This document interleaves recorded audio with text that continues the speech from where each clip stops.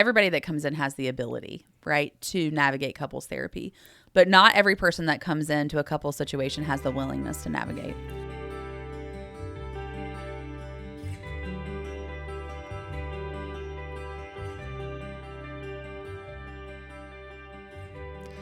Hello, everybody. Welcome to Through a Therapist's Eyes. This is October the 6th. Neil's probably going to be unhappy with me with our procrastination show that we did a few weeks ago or a month or two ago. I decided to start saying the date because, sometimes we're not talking about a current event that happened, and, I'm going to get used to saying that. So this is October the 6th, and it's going to be challenging me to get the dates correct. I think you corrected me earlier today, Victoria, didn't you? Yeah, you signed something for me and put the 5th. It's hard to keep track of. So this is October the 6th, Through a Therapist's Eyes, where we like to say you get personal insights from the therapists that are on the panel. Last week, we got to introduce our whole panel concept, which is super cool. From the get-go here, I also want to remember to give a shout-out. I got to hear it just a little bit ago, our new intro music. I think you played it for me. Yeah. It sounds really good. Super pleasant. I like pretty it. snappy. Yeah, it's snazzy. It is really cool. I'm happy to say that was created for us from a Mr. Reed Ferguson. We're going to credit him on the front end there. And so a public shout out to you, man. I really appreciate what you did. Sounded really cool. Kind of gives us a nice fresh look for episode 200. So that was last week. I had so much going on in my brain. I didn't mention that, so I apologize for that. But it's going to be on the site when we get it posted on Monday. What else? So this is not the delivery of therapy services in any way. I always like to point that out. We have contact at throughatherapisteyes.com where you can get up with us. Spotify, iTunes, leave us those 5-star reviews. Victoria will be quite upset if she gets a 4-star review. I think I'm worth 5 stars. Right? I think we're all worth 5 stars. Agreed. Right? Agreed. Apple iTunes lets you give some reviews, and that helps us out a lot, so please do that. We're going to be building up to 2023 with a lot of cool new things that we highlighted last week, what we like to do, what we're engaging, how we're building the community with you. So pretty excited about all this stuff. It's been pretty cool. I really enjoyed last week's time. What did you guys think? Oh, I loved it. Yep. Yeah, I thought it was interesting. It was nice for me to kind of just sit back and watch the Pope and Kasie and y'all kind of go at it. And I was so worried about saying that way, man. I was glad that he was good with it, right? Yeah. But I feel like especially for me as a beginning therapist or still in my early years, that this will give me an opportunity to learn things myself that I can then use in my own therapeutic practice. And that's why I love my line. Kasie, what's my line? Let's endeavor to figure this out together. The human emotional experience. Yeah. Victoria, I appreciate that, but I would tell you, I'm sorry, I am still very much learning. And when I have these conversations, I have learned so much with you. I say that reason, let's figure it out together for a lot of reasons. And I did. I told you that. I think you're going to learn a whole lot, but so are we. Wouldn't you agree, Kasie? Agreed. Hands down, right?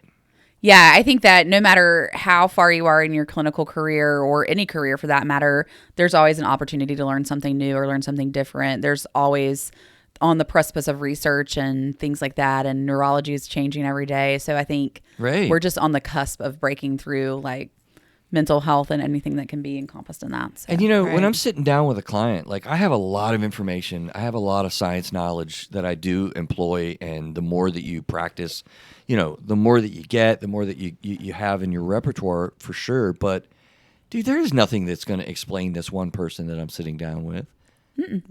There's no way. We are figuring that out together in that way. I mean, there's so many applicable reasons why I love that, to say that.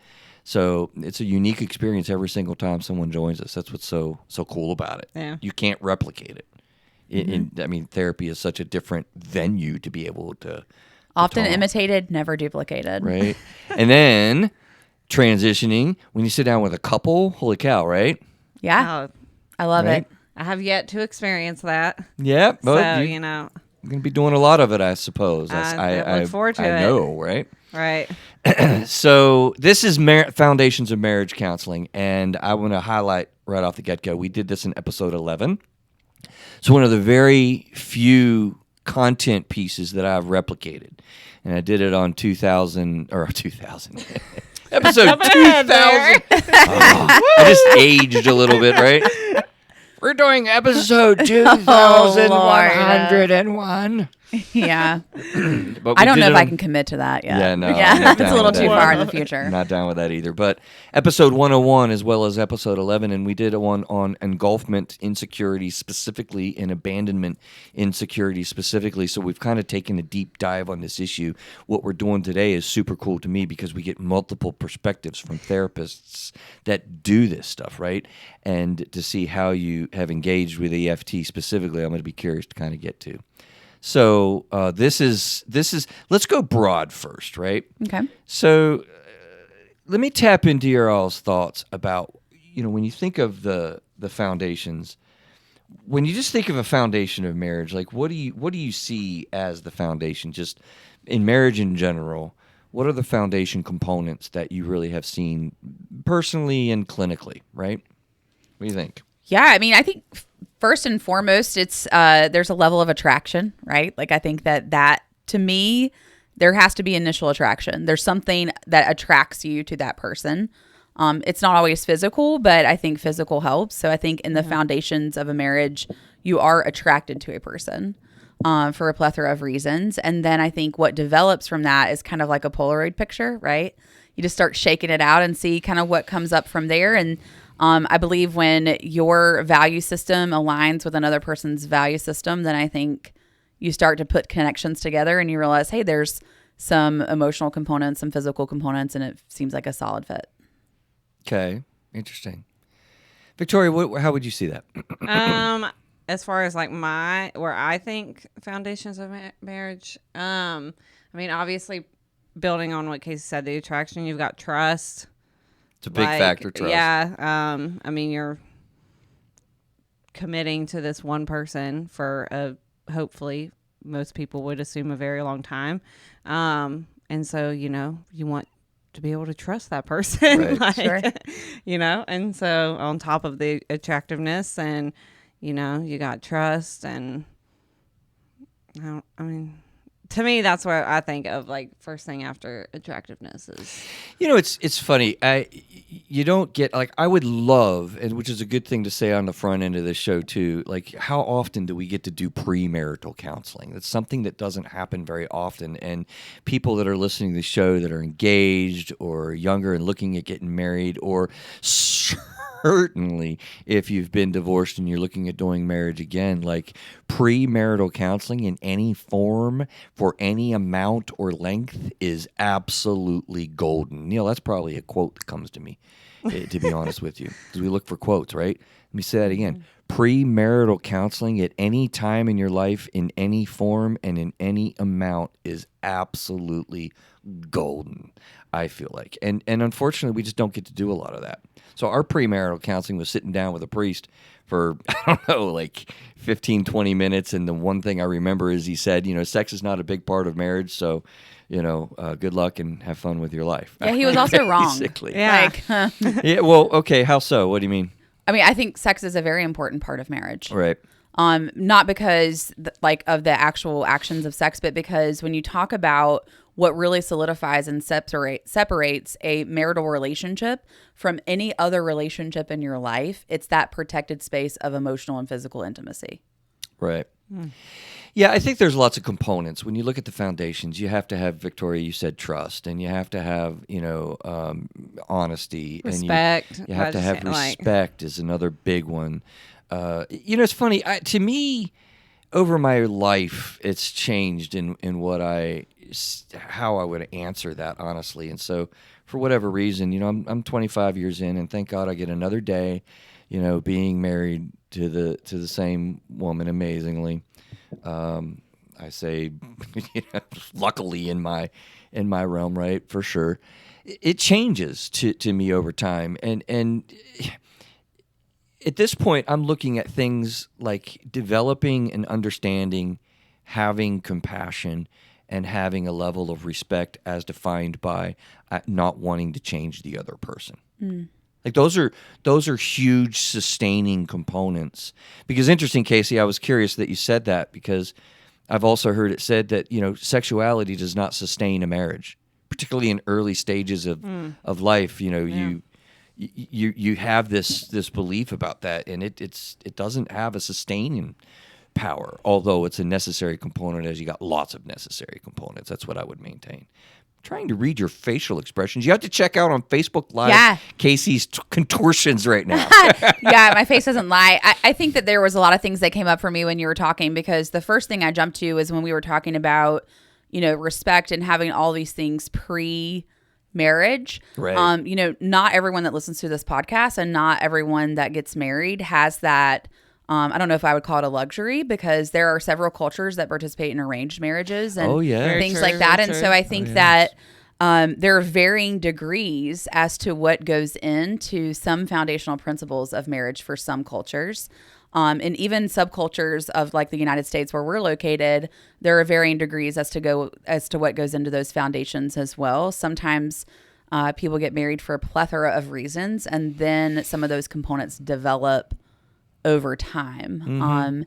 So I think that's why, it moves around, doesn't it? It moves. It's fluid. I love that you're saying that, because honestly, a close attachment like as marriage is, as intended to be a lifetime commitment, isn't it like a living, breathing thing, like what you're creating? It definitely is. It has to be. You create so much different things when you're in childbearing years and raising kids, as opposed to when you're empty nested. As opposed to when you're retired, as opposed to when you're newlyweds. Like, those are very, very different things. Yeah. Oh, yeah. Right, yeah.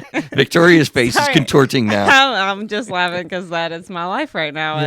As I have a 6-month-old, and I've only been married for 3 years. 3 years. 3 years, Victoria. It's been 3 years. Get that right, girl. I've been through the process with you. It's 3 years. Nice. But I mean, even like, because you mentioned how your premarital counseling, quote unquote, experience, is that what it was? if you could call it that. But like mine, we actually, my husband and I, we actually went to a therapist. Oh, fantastic.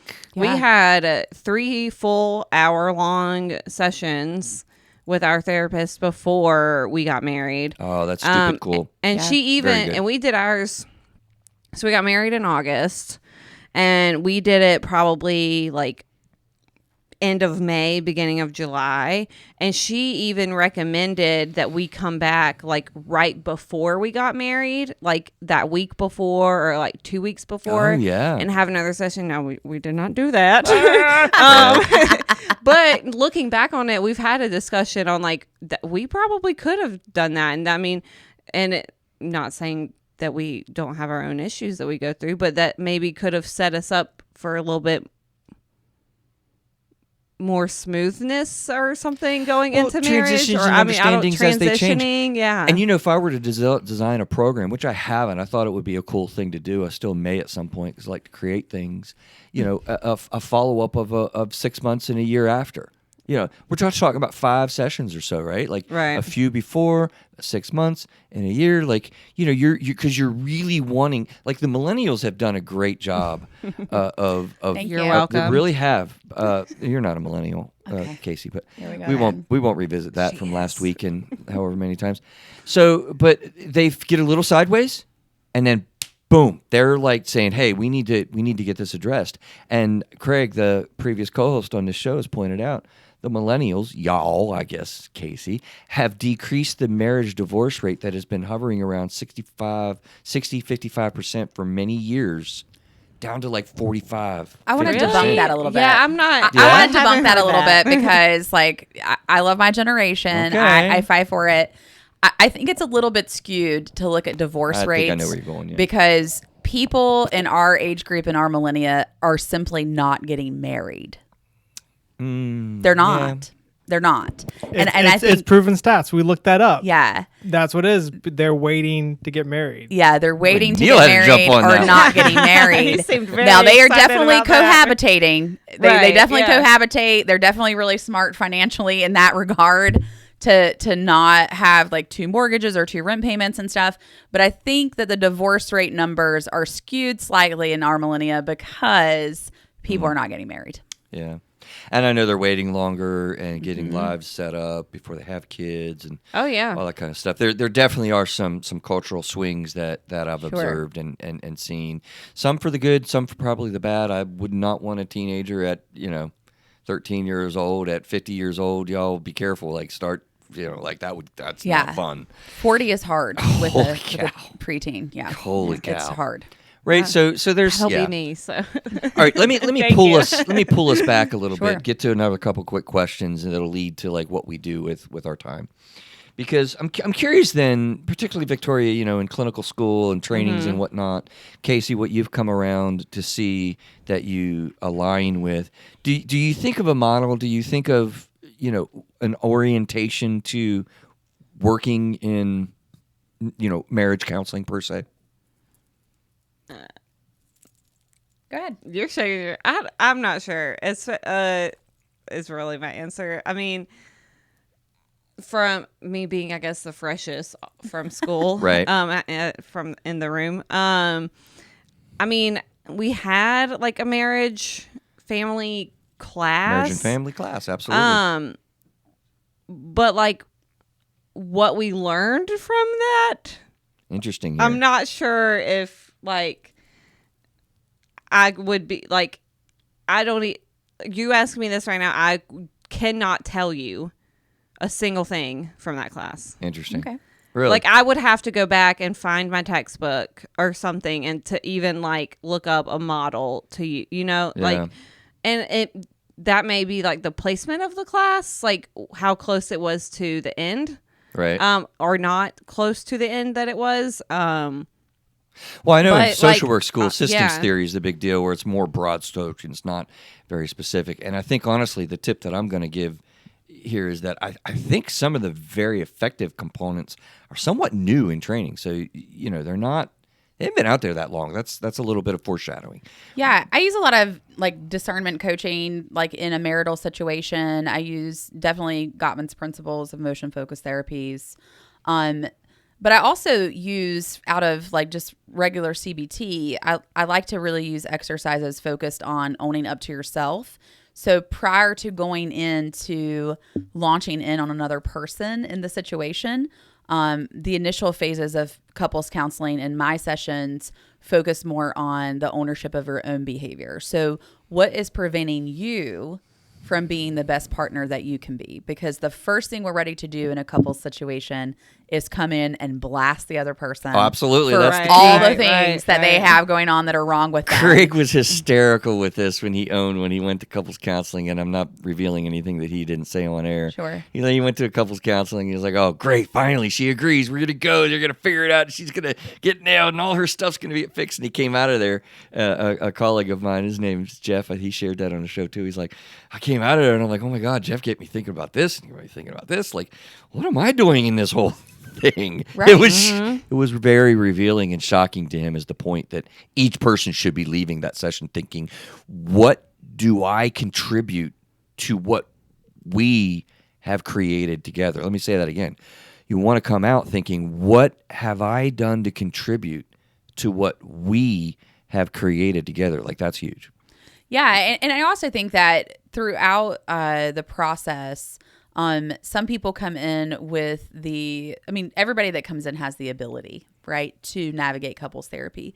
But not every person that comes into a couples situation has the willingness to navigate. And so I think within the first 3 sessions, I really try to accomplish whether or not, like, to gauge where the willingness is. And where the willingness is also a concept of, are you in, are you in out, or are you out at this point? Because I like to gauge that from the beginning. Not saying it can't change by the end, Right. but in the beginning, I want to know where we're at, because the truth of the matter is that if you have someone, it's called mixed couples, right? Where you have a person that's 100% in and someone that's out, we're going to have a lot of impasses as we continue the conversation. Okay, I'm going to pause you there. Can you explain that a little bit more? Sure. Because I have So no in- idea what you're talking about. Yeah, Okay. I love that. So thanks for clarifying. So an in person is, I'm 100% committed to the concept of marriage, and I want to be in this relationship, and I will do what it takes to do reparative work on the relationship. An in-out person is kind of your 70-30 person, right? They're kind of 70% in, But there's 30% that if some things don't get crack-a-lackin', we're going to probably it's going to end, right? Like we see the writing on the wall if some things don't change. And then the out person is I'm only here so I don't get fined, basically, like the Marshawn Lynch of the situation, where basically I'm only here. I love that reference. They made me come, or this is my final straw, or I'm just here to appease the situation. But they really have no intention on working on the relationship. Now, can I make a point about that? Yeah, go ahead. Because I think that I have seen all of those, and I want to put an air of hope out there about that.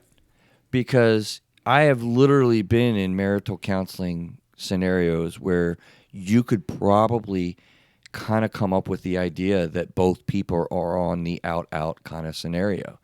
But that's in part because you get such level of fear and hopelessness and hurt that haven't been dealt with.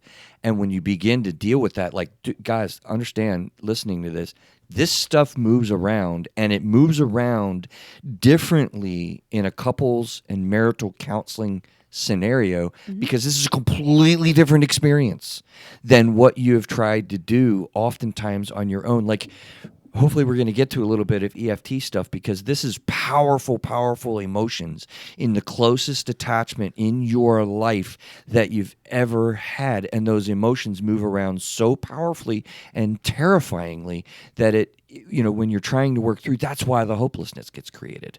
So I don't know, Kasie, I wanted to jump in because I think that I've seen that. Yeah. And I heard you say, I just want to highlight, this doesn't mean it just doesn't move around and it's not locked in place. No. And so in my clinician's office, I will often say for people that are out, give me 3 sessions. There you go. Absolutely. Come into 3 sessions, come in 3 times. And if nothing has shifted at the end of the 3rd time, then let's have a real life conversation about what this looks like. It's a good contract. And so, and people are pretty amenable to that. But what I would also say is that it is uncanny to me that the number of people that will sit in that office and have no idea that their partner is out. Really? Yeah, like they have no idea. I mean, I believe that's where the partner is until we have that initial session. Because we're also afraid of hurting another person's feelings. Like that really comes up a lot. Like I don't want to look at you in the face and say, I'm not in love with you anymore and I don't want to be married any longer. Right. Nobody wants to hear that or say that. Right. And so it is uncanny the number of people that sit in my office and have no clue as to where their partner is even at. But then you can start dealing with it when you do. Right. And people do deal with those things. Like that's also, here's another thing to really highlight, I feel strongly about. Like, that's normal. Yeah. Right. Yeah. It's normal. I sat with a couple for the first time probably 2 weeks ago, and we just had, a follow-up session. And I think that they literally thought I was crazy when I suggested that. And we've reinforced that and talked about that, and we're realizing, like, look, how many people in a difficult marriage circumstance run out to their friends and talk about these feelings and suggest that this is that and this is the way they feel. I mean, you don't want to say that to anybody. And so ultimately you get really alone with this, and you look around at Facebook and all these happy pictures, and oh my God, have you seen glamour marriage pictures nowadays? It's Neil just chuckled out loud. Like it's amazing the way you get a photographer in front of this couple that takes these glorious pictures of staring up into each other's eyes and whatever, and then you see the fights and the disagreements that they have and that sheer terror that's in their heart about, can we make it another year? Like, but yet you look at that and you think like, oh, everyone's got their shit together, and I'm sitting here in this desperate marriage feeling like alone. This is normal to move in and out of love, in and out of even appreciation of the other person. Well, so much is moving. It takes so much more than love to make a marriage work. Indeed. That's where we started. Right. Yeah. Exactly. It takes so much more than that to make a marriage work or to make it make sense. And I also like to point out that it happens in varying degrees. So, you can go out just to a restaurant, right? And maybe the restaurant's filled with marital couples. I don't know. But you can see varying degrees of relationships, emotional intimacy, just by observing the people around. Yep. And sometimes life stage. Yeah, like different stages and things like that. You might see 2 people that are disengaged, no conversation in their phones the whole time they're in dinner. You might see 2 people that are having complete PDA and all up on each other like throughout the whole dinner, sitting on one side of the booth, things like that. But the truth is that it really matters about what is going on with you and your partner, how you're navigating your own marriage. Comparison is the death of absolute joy. Oh gosh. Say that again. Comparison is the death of absolute joy. Yeah. To look at what you have and compare it to any other couple, it is going to do you no good, because it is about you and your partner, about what is going on within your marital home, what is going on within your relationship, and all the other stuff is simply noise. Okay. Let me frame us in here and pull us Okay. in, because I want to get to some important points. Whoa, sorry about that. Phone just went off.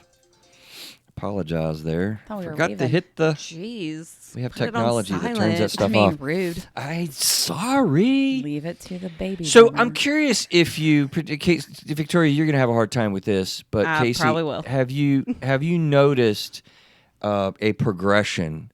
Because I have noticed, and I alluded to it a little bit ago, a progression of much more effective nowadays marital counseling than what we used to do. Absolutely. Like hands down, right? Yeah, 100%. Yeah, it's so. That quick answer was, I'm not surprised. I was like, so I like to tell couples, like, I feel like I used to be a better than average therapist, and the reason why I was a better than average therapist is because I would center in on the foundations of what's going on in what you've created together, and I think that's important and improves the effectiveness of therapy. Because otherwise you're getting into like the fight stage and you're just observing fights and playing out, just in the presence of somebody else, what you do at home. Mm-hmm. One of my earliest experiences in doing couples counseling, I'll try to make this brief. Guy and girl comes in, guy was clearly more motivated. The girl, they start discussing something gets triggered in her. He gets defensive, he gets triggered. She starts to elevate. They elevate together. They get into a basic screaming match in near audible terms, being in public in the office. She stands up, walks out, closes the door. It's towards the end of the session anyway. The guy looks at me and he says, "Hey, this was great. I'm really glad we're here. Super glad we're doing this. What do you think? What do you think will happen here?" I mean, he literally looked at me and said, "Like, do you think like the next time we come that you'd be able to keep her in the room?" And I was just like, I was younger and I was like new, and I'm like, wow, like, okay, man, like, yeah, that's the goal. It was. You got to start somewhere. It was the fight scenario that's all that counseling was before, and so that very much, I quickly figured that out. But most importantly, and I've heard things with imago therapy and emotion-focused therapy. Kasie, you mentioned some things before. I really feel like scientifically we've literally been able to refine what it is that we're doing, so it isn't just playing out the same stuff that you play out at home in the therapy session. Yeah, but I also think that, culturally... Because people, just to add real quick, people have struggled, therapists, like there are therapists that hate doing couples counseling. Mm-hmm. And that's why. Yeah. I also think culturally there's been a lot of shifting too. I mean, if you think about couples who may be more advanced in their relationships, they've been married 30, 40 years and are discovering differences and difficulties. I think there's been so many movements culturally that have said, like kind of gone are the days to this subservient lifestyle where you just kind of bow down and refocus on whatever the husband wants. And then also to kind of give reference to, the influx of different sexualities, the different types of relationships, the different types of couples. Like there has to be advancements that keep up with, this is not just one prescriptive way of doing marriage any longer. Right. Like, and I think that is a really important foundational principle, that even though there are things that kind of keep us connected in a relational sense or kind of make sense across multiple couples, there are variances out there now that we have to stay on top of and have to keep up with current research. Beginning to understand more. And beginning to understand more, but also understanding that there are things beyond our understanding as the clinician, that if we're not competent in those areas, we have to make that reach in order to reach the populations that come into our offices.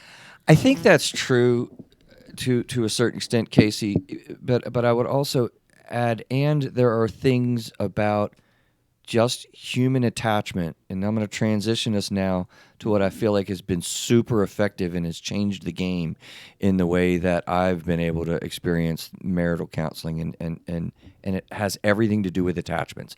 So from the beginning of time, Kasie, I would push back a little bit and say, like, there are things that are tried and true, and whether it's a gay couple, a lesbian couple, a heterosexual couple, a Indian, Native American, China, anywhere, like cultural, gender, like human attachment is at the core of what happens with people. And I think a lot of those types of things, as we've begun to get some science rooted right down specific on that helps us to be more effective. Right? And because that's what we've been missing. And that's what I'm so excited about, what Gottman, I feel like, really nailed. Now, interestingly, I literally just spent a weekend at the training with Adlerian psychology.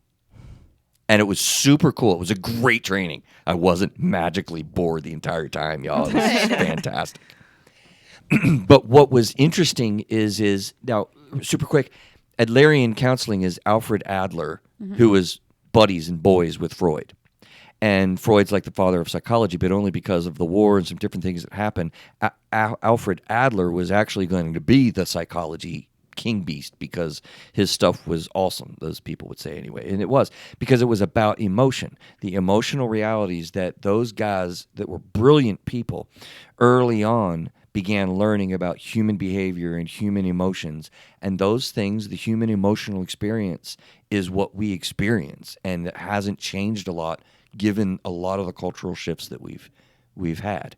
But I heard these folks struggle with, in my view, the couples counseling component, because Adler didn't have that knowledge that I think that we have now, with specifically tied to attachment. I don't know. Does that make sense? Is it? What am I? I mean, I definitely think it makes sense, but I think that for me, it goes far beyond attachment. I understand that attachment theories and things like that can go a long way in the explanation of the way of being, and there's influences on that, like your family of origin, Right. trauma, things like that. But I also think that, it really comes down to a lot of the biology and the responses of the body. I mean, you're alluding Trauma, to that anyway. Yeah, sure. It does. But I think that there's also considerations given to the fact that when we're talking about varying types of couples, and cultures too, but mostly varying types of couples, that some of it comes down to preference. And I think that preferential things take precedent now sometimes in marital relationships, and that is a tough thing to navigate, whether attachment is solid or not. So, yeah, I mean, to give example to that, I think that some aspects of couples that I've interfaced with that have had struggles kind of have this allurement of, venturing outside of the marital relationship, having an open relationship, like wanting to invite other people into the relationship. And I just don't know if a lot of that is based solidly on attachment. What would it be based on? I think it's based on the dynamics of the current relationship and feelings of being unfulfilled, and having a skewed vantage point on what might be like sensationally based versus, like logically based and commitment based and things like that. The age of the person. I mean, I could go on, but. I'm not sure what to do with that, and it might take us a little bit further from moving forward with the specific model in the foundations of EFT. But I don't know. I almost feel like we need to go in that direction a little bit, because that is something that's happening a lot. Mm-hmm. I mean, there's a lot of to me, concerning and alarming realities that are beginning to develop with some of what you bring up and what you mentioned. So I'm not sure how to deal with that in the moment. Well, I think from my perspective, I think that the morality and the sanctification of marriage and things like that has gotten different definitions by different subsets of different populations. And it's ventured out so far from the traditional concept of marriage that it's kind of an anything goes laissez-faire sometimes. And I don't mean that in any kind of like social political way or anything like that. But I think that because traditional marriage is so different now, I think that we've allocated space for a lot of variances to occur. And when that happens, it opens the door for people to feel justified to have varying different opinions later on in life. Like I marry one person and then 20 years into the marriage, they decide that they want to be in an open relationship now because that's what they are reading about. That's what we're seeing. That's what we're exposed to. It's different, I think, than when, Adler and all of those psychologists were kind of developing concepts and ideals through the concept of couples and marriage and family therapy. Victoria, let me just kind of tap in. You might just say, "I know, right? I hear the laugh." Maybe nothing. Maybe pass. That's very appropriate. But what are you thinking in here? I just want to check in with you.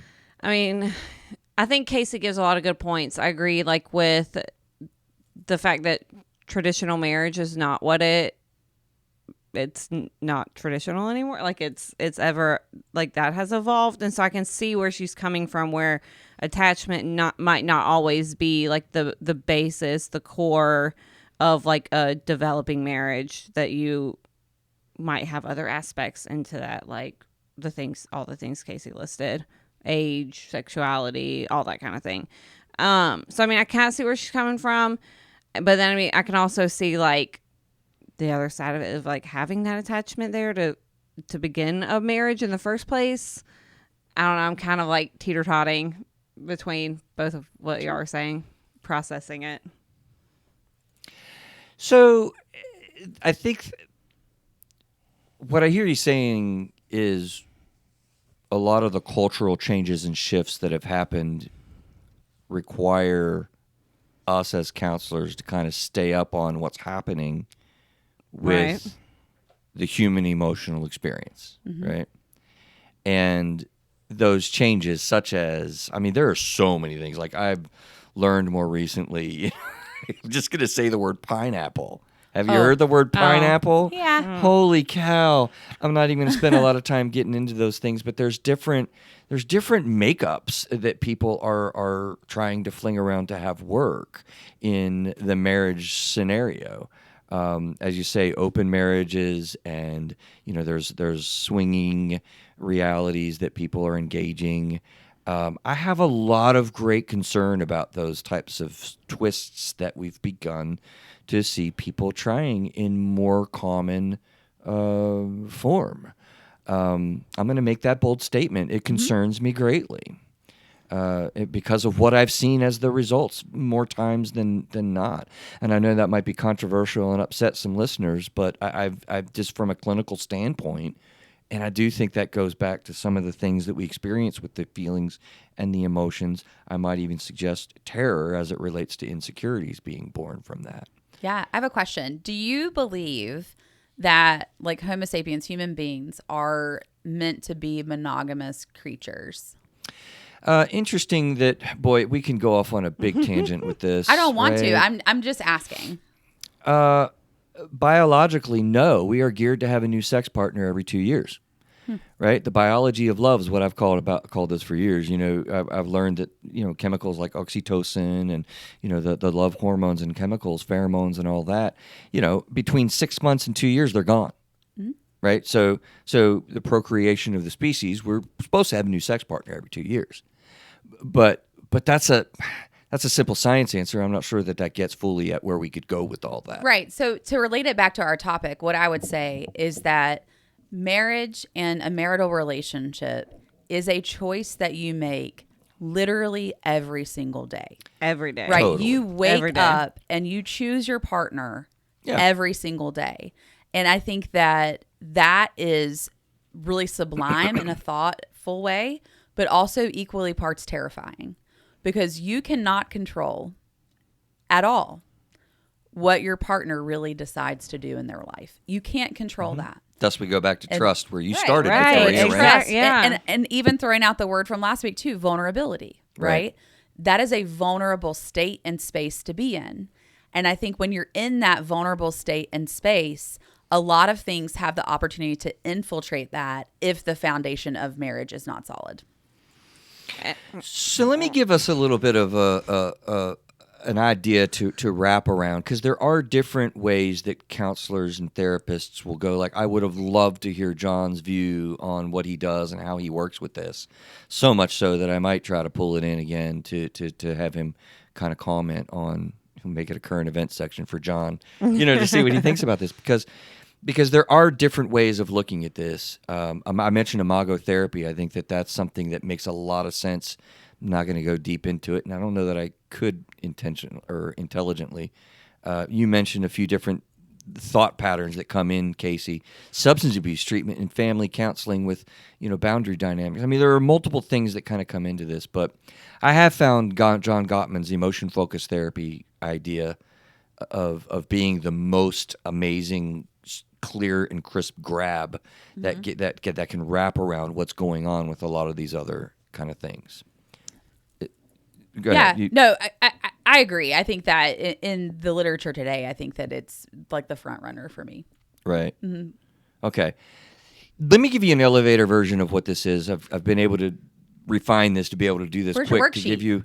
Where's my worksheet? I got lots of worksheets. I got lots of. We're on page 1. Victoria, is your what did you say? Your anal tendencies are blowing up right now. So type Way A. to I'm go. like, oh my gosh, we have so much to get through.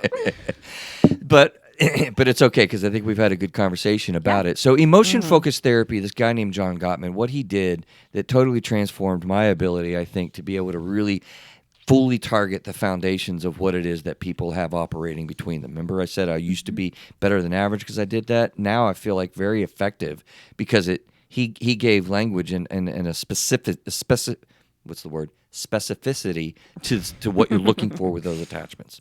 So he wired people up, and he measured heart rate, blood pressure, sweaty palms, tear ducts, all this 9 yards, put real good science to it. And Victoria, he just sat thousands of people in what he called a love lab and just observed them. That was what he did. Okay, just observe them. Right? Yeah. And he observed with measurements when people got triggered and what was going on in that triggered state, to kind of find that people will operate between one of two very specific insecurities. Okay. Right? Okay. One is abandonment.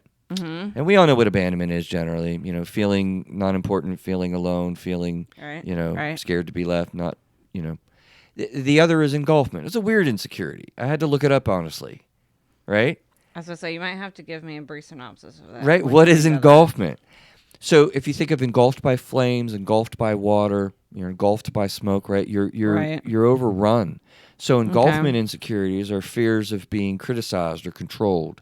So abandonment people will develop behaviors to gain emotional safety is the key by pursuing. And engulfment people will gain emotional safety by behaviors and whatnot that are withdrawing. So you got abandonment, pursue, and engulfment, withdrawal. And basically you got 3 potentials in close attachments. Neil. What? This is a fun conversation because Chris and I are complete opposites. And so this is a very interesting conversation that we have on a regular basis. But We have through the shows. one of the things I like to use as an example is when something happens, do you go to your spouse to address the issue immediately, or do you go to your room or your office to mentally process it? Think about it. Those are Ooh, fundamental that's a good, differences. That's a good way to put it. Perfect, Neil. Thank you for that. Because that is what begins to happen in the way that you operate, where you have, as I started to say, 3 potentials, 2 people that do, as Neil might suggest, withdrawal, 2 people from engulfment. Something happens, both people want to sit there and think about it. And you kind of retreat. And you live parallel lives. It's almost kind of weird. I rarely see this in couples counseling. The other is abandonment. Can you imagine, both people like, no, let's talk about it. Let's figure it out now. Let's engage it. We have to fix it. And it's like, love fest when it's cool, but boy, when it's not, it's pretty rocky. We used to call this, by the way, old school, high conflict marriages. That's what we used to call it. Okay. Now I think we know what it is. An overwhelming majority of the time, you get one person from the abandonment perspective and one person from the engulfment perspective. And I see this playing out literally in the conversations that people speak of or speak out, play out in my office. Thinking about my own marriage right now. Right, absolutely. That's what people do. But then my question is, okay, so you bring this up, and I love this. But so when you're in a session with a married couple, are you verbally like explaining to them this to them, and this is a starting spot a lot of times, like figuring out who is who and what is what, and like where their relationship is in that aspect to remember what we said. Remember what it is that you're doing in the process of what we're creating together. We started with that earlier, so in a lot of ways we were talking about this without knowing that we were talking about this. This is why this Gottman stuff just clicks in my mind so much. You'll I have an analogy. Okay, real quick. Ooh, I love analogies. Let me go a little further, because I will hear people saying this out.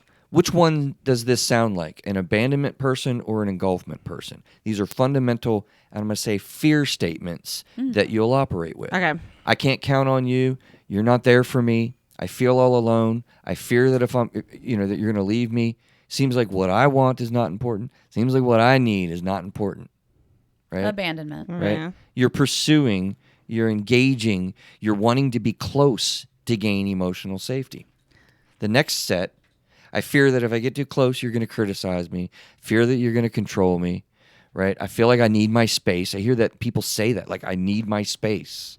I feel like I'm going to lose myself in this relationship, or I feel like you're trying to get more control in this relationship, or you're trying to be even more in control. I feel overwhelmed by your needs. I feel overwhelmed by your reactions.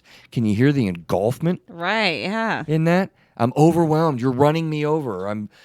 You want control. I need my You're space, controlling me. yeah. Lived it. Oh my gosh, right? Mm-hmm. I think most of us live this stuff out. And again, it's so normal. I feel like in real simple terms, people that learn how to manage these differences, because it's true, like opposites attract. Oh, and another really important part of this. This is not gendered in any way whatsoever. Yeah, it doesn't seem like, I mean, the religious circles have well-intentioned meaning, various circles of people that talk so much Mars and Venus about gender differences.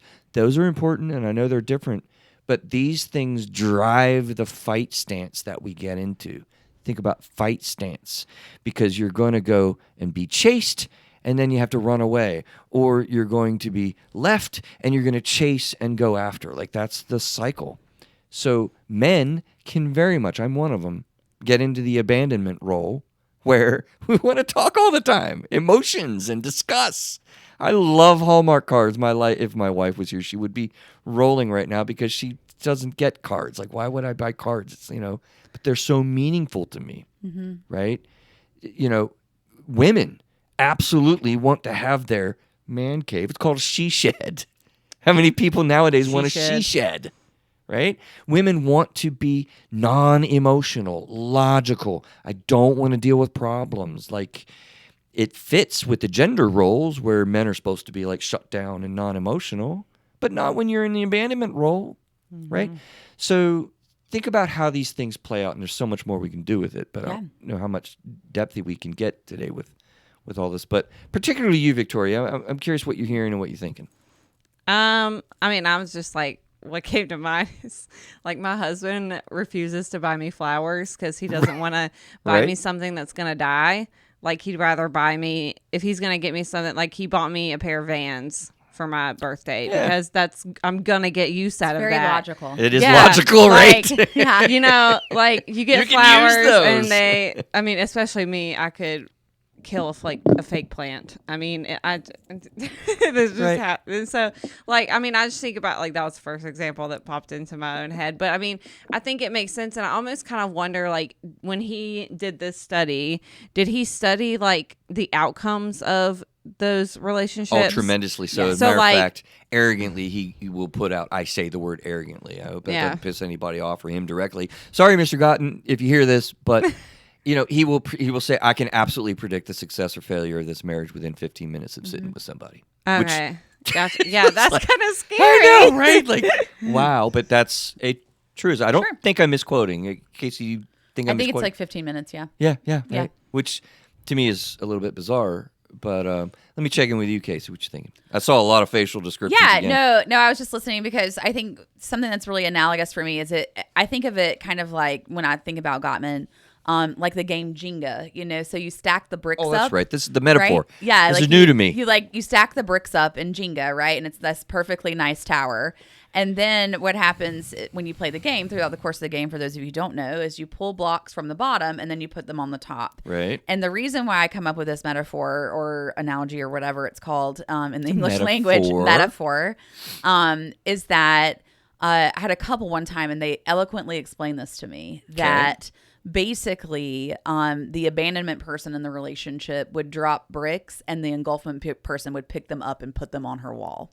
And so and so I envisioned this whole Jenga game where like you take the block, but then the other person, and you put it up top there, and the other person is trying to steady the tower so it doesn't fall.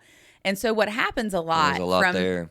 Yeah, and what happens a lot from my perspective is that oftentimes engulfment people will allow that guard to drop a little bit, or they'll take some bricks off that wall, and then something will happen and they immediately brick back up because that's their security, right?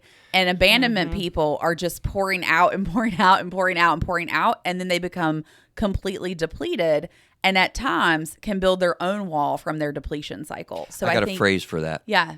Because that confused me tremendously when abandonment people are quote unquote shutting down and pulling back and setting up walls. I think they give up the chase, right? It's very different than building up walls and shutting down. Engulfment people will do that to feel better. When we do that, I say we because again I'm in that vein. I think, well, we might all be, except for you, Neil. That's terrifyingly powerful. So that we'll go so far as to get even beyond reaching out and shutting down. It's giving up the chase. I find it. And incidentally, the equal state for engulfment people is numb.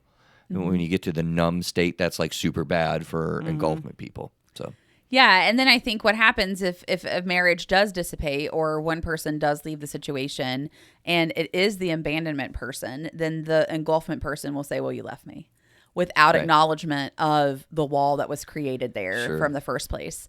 And so I think that they will feel abandoned. They will feel abandoned, even though there was no effort in the situation to kind of resolve those situations. So, yeah, I just think it's interesting. Well, it's interesting they said no effort. There's effort that's going on all the time. It's just that when you get triggered, your ability, because of emotional terror, disables you. I don't think it's ability. I think it's willingness. Well, I'm going to stick with ability and say the willingness comes in what it is that you're trying to do, because I find that people have a willingness, but the attachment distress kicks in so hard that it becomes debilitating and disabling. And when you're in that state, and it may only be for a moment, it may be only be for a day, but it can be extended, that when you get to an extended state, and I find this when people come in a very, very hopeless feeling in an initial therapy session, it can begin to retreat and come back, but they were previously incapacitated. Sure. And I think that happens. I do agree with that statement that happens. But I think the willingness part is to explore that and then to try to do something about it. And I think it's hard for you to extend beyond yourself sometimes, to reflect back on how you could be the best partner that you can be and say, I am willing to explore this attachment kind of component to We be got able to Neil better myself. jumping at the bit. Well, I feel like I have to chime in since I'm the only engulfment person in I this know, room. right? So, I you know, know. because everything we come from here is like an outside looking in, and I would agree with both of you. As an engulfment person, I will shut down. My wife and I have had long, drawn out, silent sessions because I won't open up. But between her prodding as the abandonment person and between me wanting my relationship to succeed, eventually things come out in the open. So I think you're both right. There is an ability, physically, I can shut down, but I have to be willing to want that relationship to improve to then finally get through those barriers. But yeah, I agree. Yeah. You both are right. As an engulfment person I've been married almost 19 years now, we've had our ebb and flows and we've had our ups and downs. And so, Well, absolutely, and I don't think we were really even in disagreement there, Casey. I feel like really, and I'm glad you piped in with that, Neil, to clarify that up. Like, the willingness is the key, and one of the things that I have absolutely learned is it does take two willing, healthy individuals to be in a healthy relationship, but that moves around so much. Yeah. And what amazing beauty it is, as you just described, Neil, when you can get into a place where the abandonment person learns to key here, listen, internally manage the way they feel, Absolutely. so that they can develop, Casey, you love resiliency in a tough situation. Pull back, stop, Yeah. chill. Check yourself before you wreck yourself. Right? Because you will actually, Yeah. going back to the Jenga game, like an abandonment person, I could see wrecking the whole thing. Right. That's Yeah, what was in good. my brain. Yeah. But That's exactly right. But equally so on the other side, when the engulfment person develops that same internal resiliency, and I've seen this personally, I want to honor that, honestly. I don't want to go too much further with that, but I want to honor that personally. And very much in my office, when people are in the engulfment stance and they develop that ability to stay in the heat, that's huge, because they have a willingness to, like, look, I do want to figure that out, even if it's just 5 minutes longer than what you did before. Now you can get this balance. So It's all about balance. I think that is a wonderful point, because the truth is that when you explore yourself, right, and you realize what is preventing you from being the best partner that you can be, when it's rooted in the Gottman principles, when you kind of go back to, and we can add probably the link at the end of the show too about the 4 horsemen and the antidotes, which is also another Gottman Oh, it's principle. fantastic stuff. Yeah, it's fantastic. Because what that tells us is it shows a clear delineation between those who function from an abandonment perspective in communication and from an engulfment perspective in communication. And so a lot of times engulfment people do what we call stonewalling, right? Oh, yeah. Where they retreat and things like that. And the hard part is there's no indication for the abandonment person when we're going to revisit the conversation.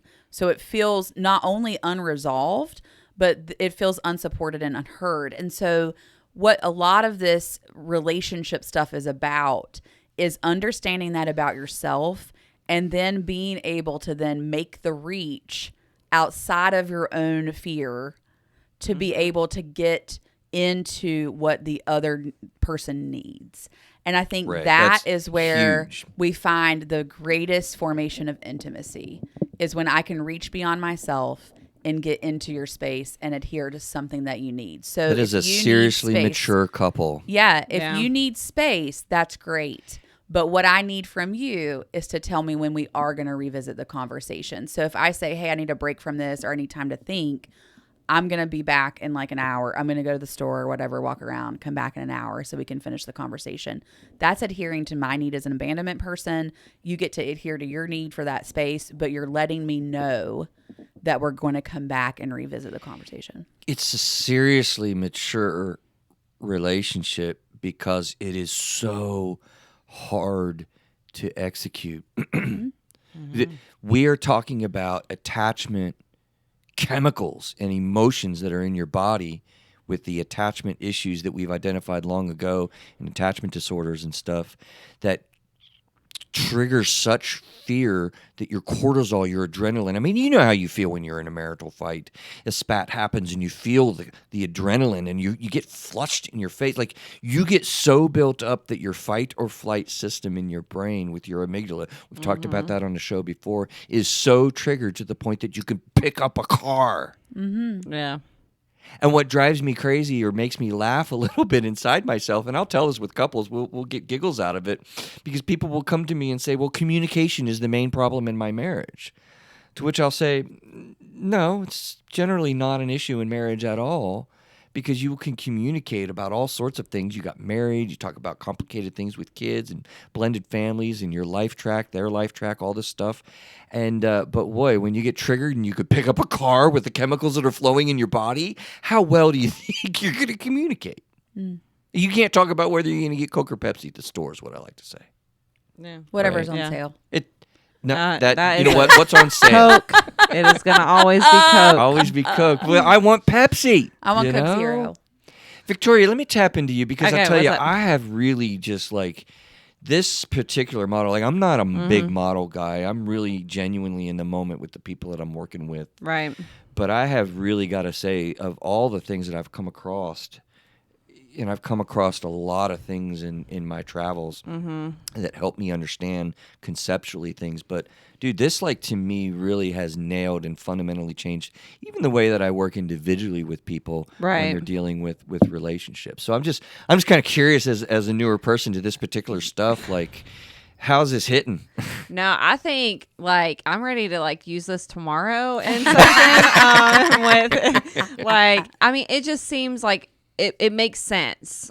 Like that's to me, like it just makes sense that, you know, I always think like when I was in school and we would go through like the diagnosis class and like things like that, you know, like each diagnosis that you cover, you have someone that like instantly pops in your brain like, huh, Yeah. that's Oh, yeah. them. Definitely. That's them. Definitely. And so, and kind of like, that's kind of how I'm seeing this right now. Like, I just think that this could be so helpful in working with couples and married couples. And like, cause it's kind of one of those things that like, you don't know, you can't understand it about yourself until you learn it. Exactly. And so like When now I do I'm like, that oh, I elevator- can like this, like, I'm thinking, how can I use this? Like, I'm going to go home and explain this to my husband. I know, right? Like, And Victoria, I'm an that's what abandonment I... person and you're an engulfment person. It's so and, like, funny you because know? when I just do that description with me, I see their wheels just turning. Yeah, like just- I'm just Oh, we've done this over and over and over and over again. But Hey, as a caveat, it's not an excuse for abhorrent behavior in a right. relationship. I do. Yes, Absolutely. And so right. I Of think course. that is an important distinction to make, that that yes, I can be abandonment as long as the day is, and I am. You know, and I can run at these things, I can deplete myself, but it is not an excuse for abhorrent behavior in a relationship, and it's not an excuse for you Right. to not take responsibility for what you are projecting in to your it's marriage. interesting. There's definitely not excuse here. There's understanding of what your Understanding, part that's in what I was the thinking, yeah. cycle Right. is, right? Yeah. Yeah. I mean, one thing I always bring up to my clients, you know, is that it's hard to fix something that you don't realize is there. Right. And so until like you realize that, you know, this is kind of like why I am the way I am, or that makes sense, then you can take the steps to, like we said, reach out, do those Amend things the to like cycle. help break the cycle and help the relationship to be able to move on, to be able to move forward and be able to move past whatever is happening. Because unfortunately, that's what used to happen in couples counseling. That was it. You just go. That dude that came to me and asked if next time his wife could stay in the room, it was like fight after fight after fight played out in my early days doing counseling. And I was like, there's got to be a better way for this. Right. And that's when like I said, I figured out like, oh, well, let's stop all that. And let's figure out like, what are the patterns here? What's creating the foundation that this person or that person is feeling? And I feel like that was in a good direction. But I'm sorry, this nails it for me for the foundational, operational factor that's at play. And you're right. I can see it being used in individual therapy as well. Absolutely, I Like, do. I pull you from know, it. Yeah. but definitely it seems like it would be very beneficial, very helpful to be able to apply that into a couple's, a marriage therapy session. Yeah, and how great is it to use this in a premarital counseling situation? Also that, yes. Like if you understood this Thank before you you. got married, like I'm hitting my head on the microphone right now. Yes. It's Yeah. so powerful when you can prevent years and years of this torturous terror that you really feel, because that's how you get to a helpless state. Right. yeah. So my takeaway from today would be attachment is important. Words are important. And your abandonment style or engulfment style is important when it comes to the foundation of a marriage. Wow, that's well said. Very well said. Victoria, closing thoughts, comments? I'm just basically soaking in everything that was just talked about. This article, book thing that you tagged in our show notes, I will probably be purchasing that this weekend for my own use. That's awesome. Yeah. But yeah, I think this is something that has a lot of that. As someone who has not yet stepped into couples therapy sessions yet, this has a lot of potential to be used in my own practice. All things that were mentioned today. But yeah, I'm excited. I'm really excited to use. Yeah. Like, to That's awesome, actually, right? like use this and be able to help others. It's a game changer. Yeah. It's a game changer. Listen, we're wrapping up and getting out of here today. You guys are listening to the show as a Foundations of Marriage Counseling, and I'm passionate about figuring this thing out together as the line goes. And the reality of it is you and your spouse can get into such terrifying places and lose hope and doubt, and even after affairs and challenges with other forms of marriage that you might want an open relationship, and this things that goes. I mean, there's so many perspectives and positions that we get into, but I want to offer a sense of hope out there about reaching out, being engaged in a process that helps you to gain internal strength, internal resiliency, as Kasie loves to point out, to be able to get into a different freaking space that isn't the same old thing that you have experienced possibly for 20, 30, at least 15 years. Yeah. Like there's hope out there for this, right? I agree. Stay with it, stick with it, stick with us. We'll see you guys next week. Take care. Stay well. Bye, guys.